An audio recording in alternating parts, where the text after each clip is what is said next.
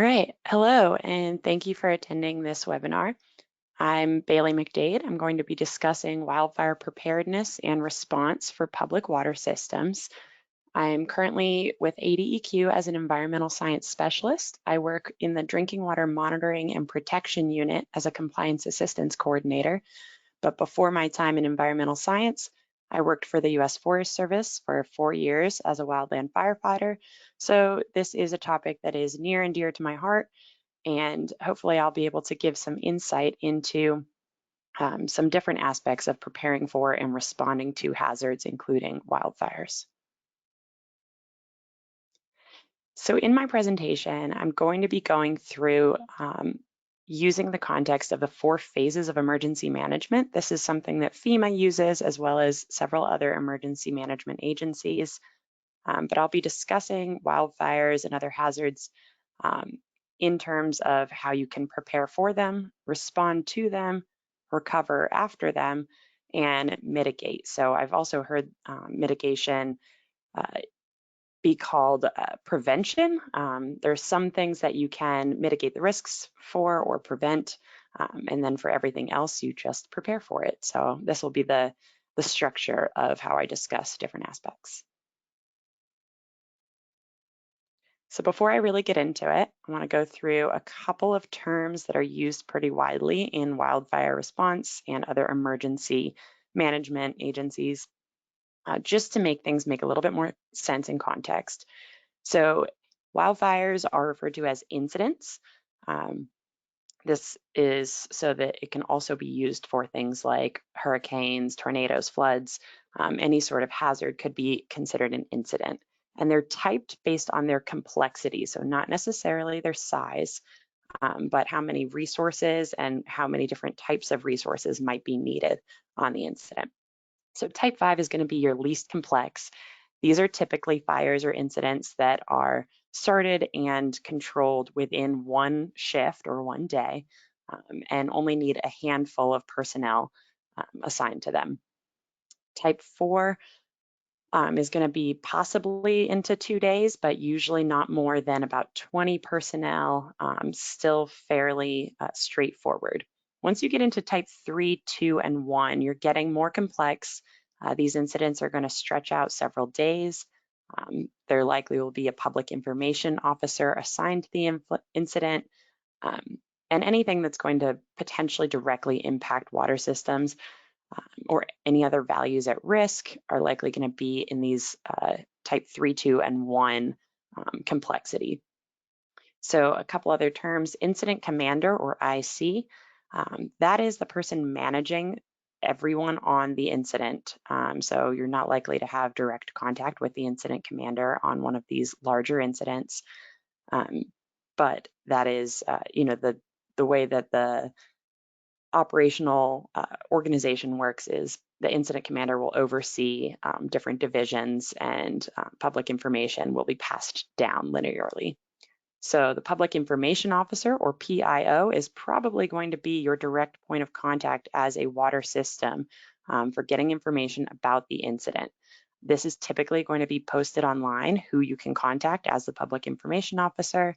This is also who's going to be putting out press releases, public statements, things like that. A public safety power shutoff, or PSPS, is something that is fairly common, especially in fire-prone areas. Ahead of a storm, sometimes power will be shut off to avoid starting a wildfire if a storm is going to come through and potentially impact those power lines. They may also shut off power after a wildfire has started, just to keep those power lines from being impacted and possibly starting more wildfires. So this is something that might directly impact you at a water system, that you might have power shutoffs as preventative measures. BAER, B-A-E-R, is Burned Area Emergency Response. This is actually a team that typically comes in after a fire and does things like emergency erosion control and restoring certain impacts from the wildfire. So they're responding after a fire has come through an area to take care of some of the more urgent needs to protect the landscape around it. Your best resources for information are going to be INCI the incident web, that gets updated by public information officers on fires or incidents. So you can see on a map some real-time updates on fires that may or may not be impacting your area and your system. You can also find out who the public information officer or contact information for information is there. ADEQ is also a great resource if you reach out to us directly. We have some resources at our disposal with wildfires and maps over where impact areas may be. All right, so just a little bit more. Here's just a picture of what a briefing looks like. So these morning briefings occur every day on incidents. So if you have a long drawn out, maybe type 1 incident, this is where information is going to be passed down from the incident commander and division leaders to the public information officer, and this is how information is updated every day. So these are not open to the public, but just a glimpse into what it looks like. And if you're not getting updates as quickly as you might hope, just know that these are meetings that happen every single morning. So if things are happening during the operational shift, they'll likely be reported the next morning if they're not an urgent matter to update the website. All right, so a brief overview of some roles and responsibilities. There's really 3 main players in preparedness and response for wildfires, and that's the public water systems, the operators and owners, and other staff. There's the emergency responders themselves, so whether that's local fire departments, the Forest Service, or BLM, and then ADEQ and our compliance team, our inspectors, and other staff that work in drinking water. So as a public water system employee, main roles and responsibilities are going to be to make sure that you have your own emergency operations plan in place. This is not something that ADEQ provides for you, but we do have templates and are happy to assist and review those plans. Your main role is to provide safe drinking water to your customers and to notify ADEQ in the event of an emergency. Also to issue those public notices. So ADEQ does have templates and guidance, but it is ultimately the water system's responsibility to implement these actions. The emergency responders, their role is to respond to the emergency. They are directed to protect lives first and then property, but public water systems are a priority and they will do what is in their power to help protect system components and put those on a triage list. And they will also provide updates to the public through online, public information officers, press meetings, things like that. ADEQ, as I mentioned, will provide guidance on requirements. We can review emergency operation plans. We can also assist with some post-fire water testing, mobilizing our water emergency team, helping with post-fire inspections. So really that response and recovery stage, please utilize ADEQ for help with recovery. All right, so almost through this bit, and I promise I have a lot of picture slides after this, but I'm not going to go too deep into emergency response plans or emergency operations plans, but they are required of all systems that serve over all community water systems. So they're serving residential populations. You have to have at least an emergency operations plan that covers 7 main things: loss of a source, supply, loss of power, any kind of damage to critical components, and contamination events. So a lot of these things are going to be considerations in a wildfire. So if you have a really robust emergency operations plan, it's likely that you already are well prepared to respond to things that could happen in a wildfire. Larger systems that serve over 3,300 people need to have an emergency response plan, which is essentially an emergency operation plan, but also includes a vulnerability assessment. So that's a risk assessment of, how likely your system is to be impacted by various emergencies and, how vulnerable it is. And to impacts from those. All right, so I'm going to discuss a couple of main hazards that wildfires can pose to public water systems. The first of which being danger to public water system personnel. Just fires are inherently dangerous, and how to best prepare your system to protect lives. Also, physical damage to the water system infrastructure. Power outages, which are probably the most common hazard that will be experienced, as your system might be impacted by a power outage, even if the fire is not necessarily right up against system components. Also, contamination or depletion of your source water or of your water supply in the distribution system. And then some of those responses, the post-fire erosion and flooding, things that can happen after, sometimes years after a wildfire. And this is a picture of the city of Missoula, Montana. It just kind of shows that this is the Lolo Peak fire, and it was up on U.S. Forest Service land, and seemingly well outside of the city, but you can see just how close it is getting to the city and potentially impacting the water supply there. So I can report it did not burn down into the city. We were able to contain it, but it just shows you that even if the fire is a wildfire and not right in the city, that these things have a potential to spread and impact you. Okay, so the first thing, danger to personnel. Most state agencies have some sort of evacuation stage set up. So Arizona uses the ready, set, go, where before you are told to immediately evacuate, you'll likely be given a ready or prepare now warning. And this is going to come from your local emergency departments. And that's where you want to make sure that personnel are ready to evacuate, that you've got critical components backed up, that you've made all the notifications that you might need to make to your local fire department or to your power company. Have those public notice templates ready to go should you need to use them, and things like that. Set means the fire is likely to come close to your water system and you're likely to get an evacuate order.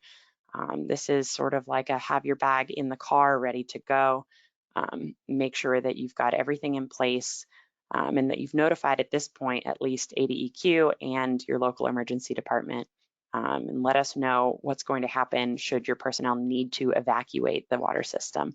Will it be able to keep going? Are treatment plants going to need to shut down? Will power be shut down? Questions like that. And evacuate, that's go. That means go now. And that would be my suggestion, is if you are told to evacuate, that is, unless you're told to stay on the premises as part of your emergency operations plan, get out and get safe. So just another consideration is that even if a wildfire is not, on the path to impact the treatment plant or the system infrastructure itself, you may have a situation where personnel are unable to reach the plant, or operators are unable to reach the plant because of where they live and conditions along that commute. So have plans in place for not being able to have personnel at your system.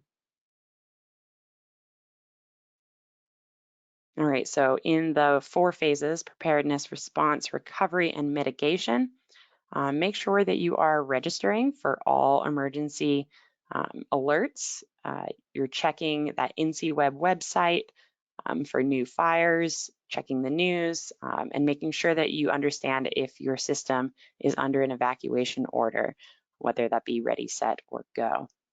And then in response, make sure you're following all evacuation orders and following your emergency operations plan as written. If those need to be updated, make sure they are with the right contacts and things like that. Also alert ADEQ if you have to evacuate your system or if you have any operations interruptions. In a recovery phase, make sure that you're returning to the system only if it's safe, and beware of hazardous conditions at the system. If a fire has actually come through your water system or treatment plant, make sure you're checking for burning material, damaged, melted buildings or components, ash pits, and things like erosion and mudslides that could occur. And then as mitigation, conduct regular training on your emergency operations plans. Make sure you're updating them regularly and that you're cultivating a culture of prioritizing human safety at your plant. All right, so moving on to damage to infrastructure, but this also has an impact to human safety. Make sure you're creating and maintaining defensible space at your treatment plant or your system. So some more fire terminology. When wildland firefighters go to assess structures, um, they may say they are standalone, which means there's enough defensible space where the fire is not likely to impact it directly, and not much needs to be done. Prep and leave might be, there are things that they can do to help prepare for a wildfire to come through the area, things like setting up sprinklers, um, moving flammable things away from buildings and critical infrastructure. But for, either a lack of resources, or if it's not safe for fire personnel to stay on the premises as the fire comes through, then they'll need to leave. So they'll do as much as they can, set it up, and then we'll leave it and return when it's safe to do so. Prep and hold would be if they're going to be doing things like setting up sprinklers, cutting vegetation near buildings, and then staying to continue to protect that structure. So things that you can do around your system is, check vegetation, make sure that the fire has a clear stopping point, that, you don't have flammable items around buildings and critical infrastructure, and that you're providing, safe escape routes away from your building if need be. Here's a couple of fun pictures. This one on the left is affectionately referred to as a pumpkin, but we can actually set up pumps and essentially large plastic bags that can be filled with water and used to supply a sprinkler system around buildings. If there's no running water available at that site. It can be trucked in, and this can be a short-term solution to help protect buildings. The picture on the right, this is, it's a foil wrap, essentially, a high-grade aluminum type foil that can protect buildings. This is incredibly labor intensive and costly, so it's mostly used for really critical infrastructure or, potentially historic buildings. This was a historic cabin in the middle of a national forest, so it was deemed important that all measures were taken to protect it from burning. And as you can see, there's sort of trees all around, so there's no real way to keep ash and embers from getting into the building if it wasn't completely enclosed in a fireproof material. So these are just some options, some things that might be done to prep a structure. And here's one more picture. You can just see an example of defensible space. So things that can't burn, like driveways, pavement, and are unlikely to burn, like short mowed green grass. They protected this building from the fire's path, whereas you can see sort of this shed structure or garage at the bottom of the picture. Looks like fire went straight through and could have potentially impacted that building. All right, so to wrap that up, to prepare, make sure you're maintaining that emergency operation plan. Take an inventory of your parts, of your system components, of the status of your buildings. Take those before photos so that if your system is impacted by a fire, you have proof of what you had and what it looked like before the fire came through. Also consider stocking some spare parts of anything that's critical, especially if the fire is impacting a large area. It might be more difficult to get those spare parts after the fact. So having them ahead of time is going to help you get back to serving your customers and making repairs sooner. In response, follow those evacuation orders and just protect what you can. If there's critical documents, make sure that they're safe, make sure that you are doing whatever you can to make that defensible space around your system. And then make sure you're alerting ADEQ anytime you're evacuating or you experience an outage.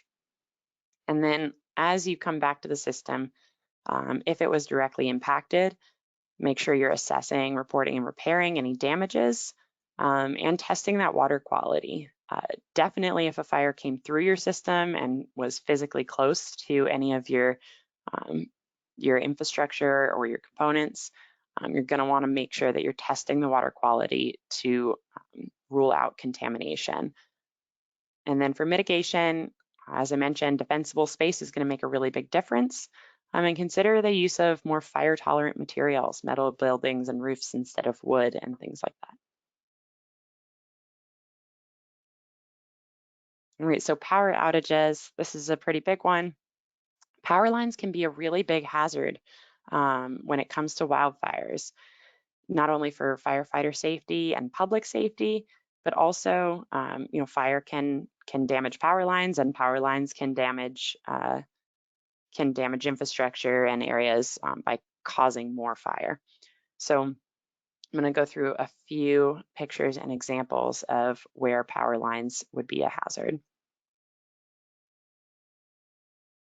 So as you can see on the right, the picture here, smoke and heat can cause power lines to arc. So that arcing has a potential to, one, start more fires, and two, it can be hazardous or even fatal to firefighters. So they're incredibly dangerous to work around, and for that reason, sometimes the power is shut off before an incident occurs to prevent this. As you see on the left, you wouldn't think that just smoke around the power lines would cause an impact, but just the smoke and the heat alone can cause that arcing. So it's something to be very cautious about. And then fire itself, obviously with things like wooden poles or direct flame impact, the fire can damage the lines physically, and then it can be a while before those lines are repaired, depending on the extent of the damage. All right, so to prepare for this, again, plug having that response plan, your emergency plan maintained. Make sure you're communicating your priority needs with your local power company. Make sure that you are on that critical infrastructure list to have your power turned back on as a priority as soon as possible. Also consider having backup power supplies like generators, just to prepare for these power shutoffs to come and be able to continue service.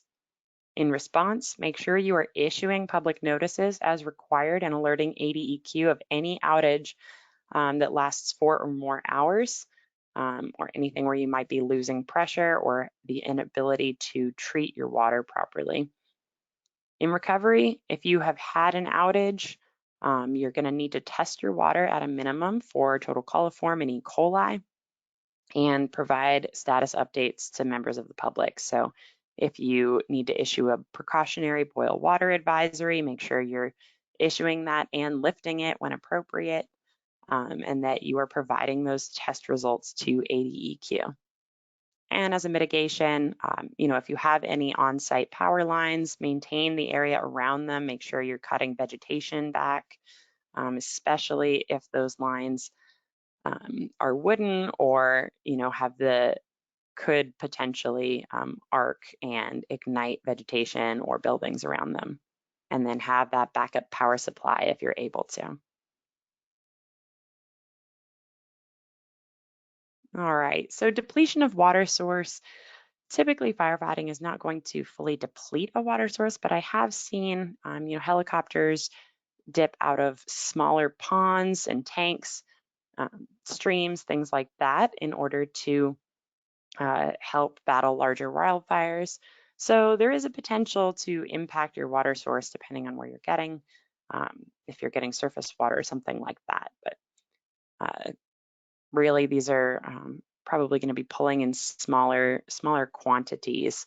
I would say it's a bigger concern that there could be a potential for contamination of the water source versus depletion.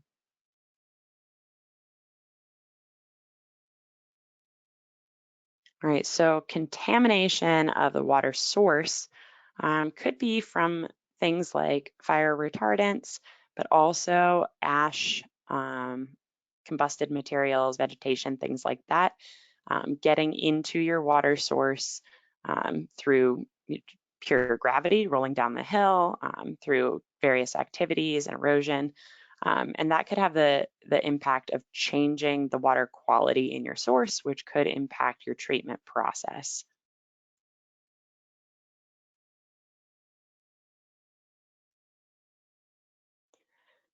So just to be clear, when we're talking about wildland firefighting, fire retardants, these are mostly water and fertilizer salts. So there is, components of fertilizer like nitrogen and phosphorus. These could impact water sources, contributing to things like algae growth or, you know, just having different nutrients in the water, which may impact especially surface water treatment processes. This is a different thing than the firefighting foams that have been talked about a lot lately in the PFAS and PFOA in those conversations. Um, but as you can see here in these pictures, especially the one on the right, fire retardant is an incredibly useful tactic, especially out in the desert and in Arizona where fire is spreading rapidly. And it's really difficult terrain to get people on the ground and to quickly control it. The fire retardants can be dropped from a plane and are used very effectively as control lines. But especially in areas that are arid and don't see a lot of rainfall, um, this retardant may sit on the vegetation and remain in the area for quite a long time. So, and with that rainfall, that's when it's going to be washed down, down into streams, into washes, and potentially into the water supply.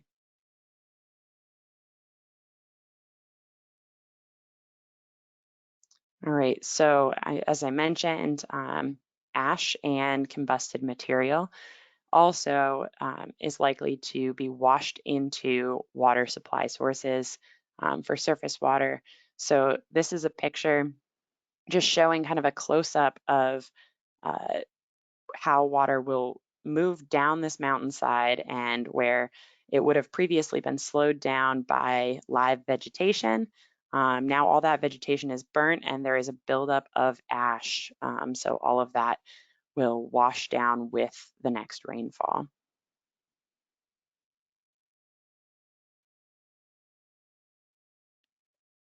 All right, so contamination of the supply too.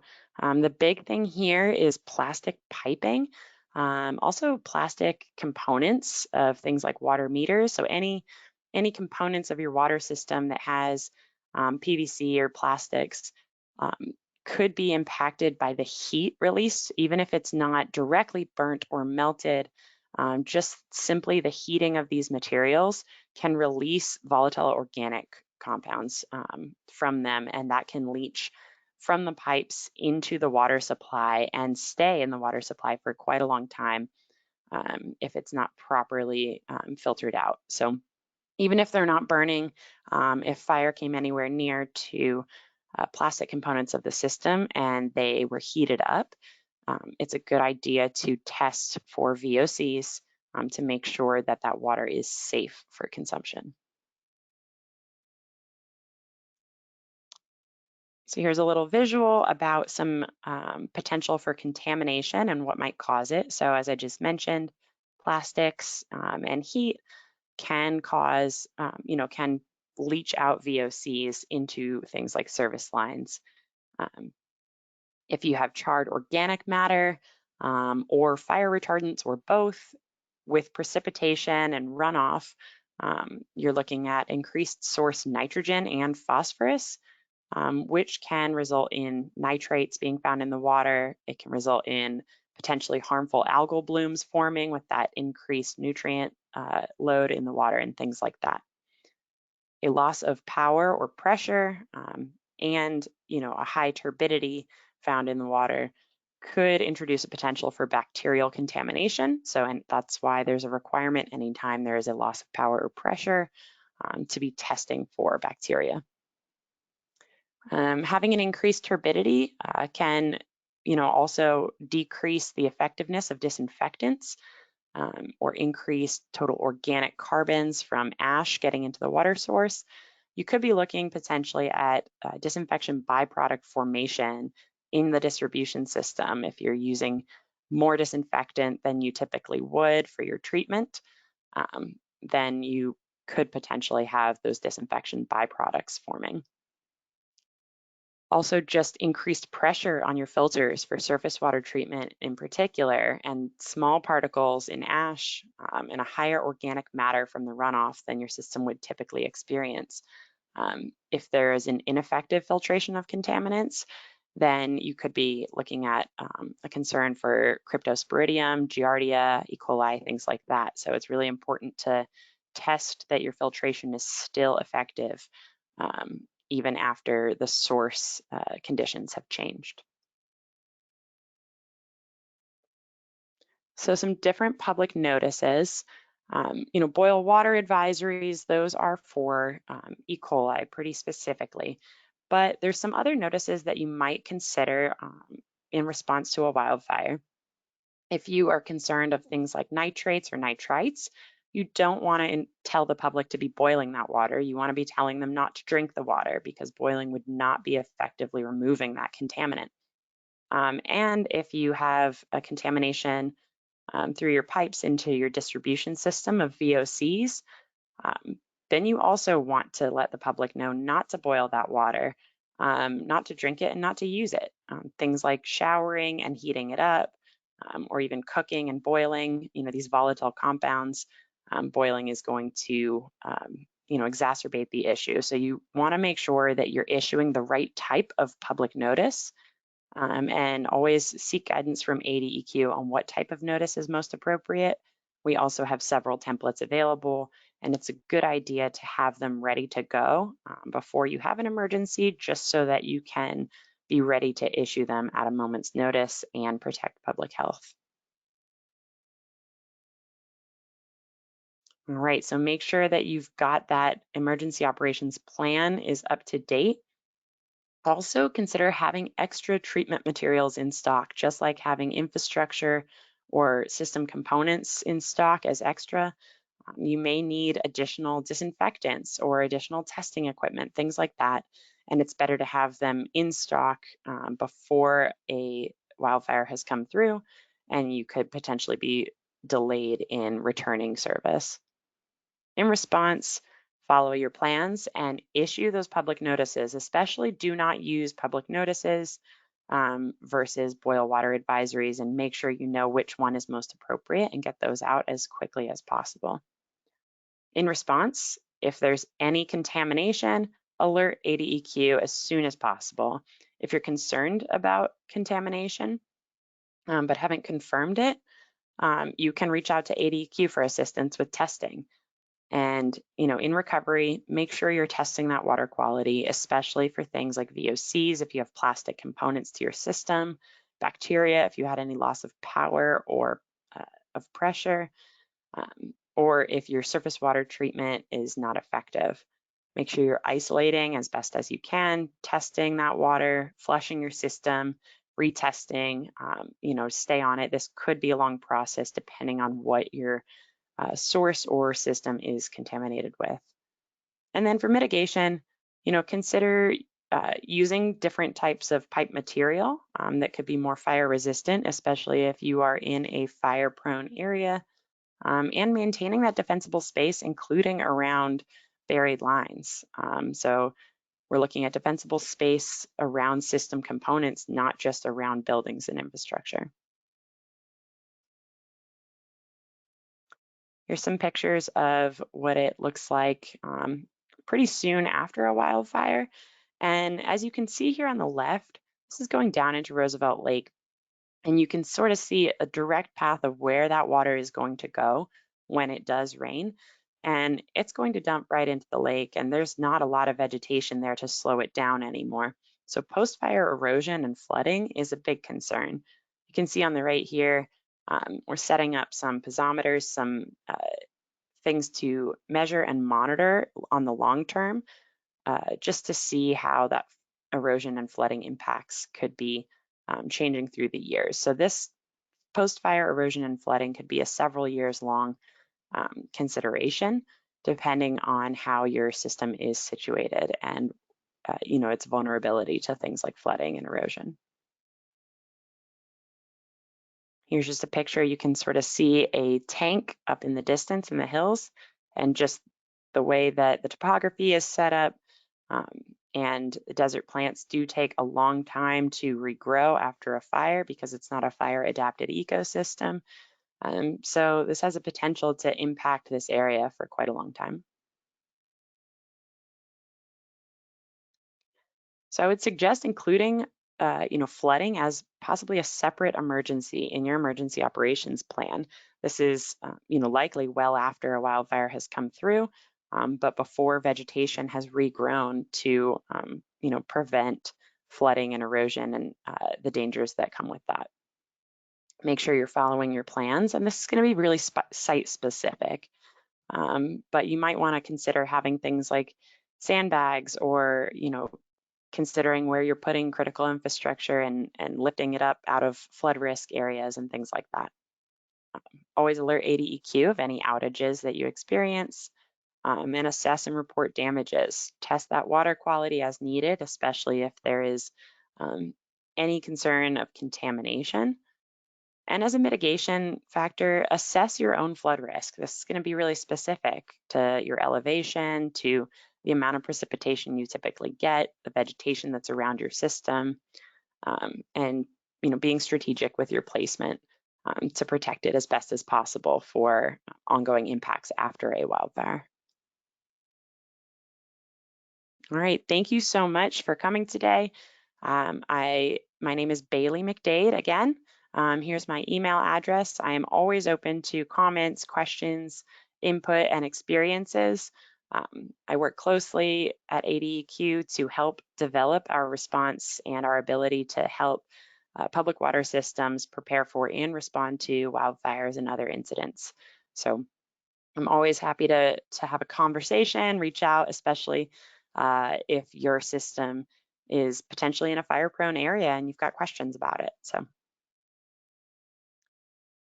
thank you and have a great day.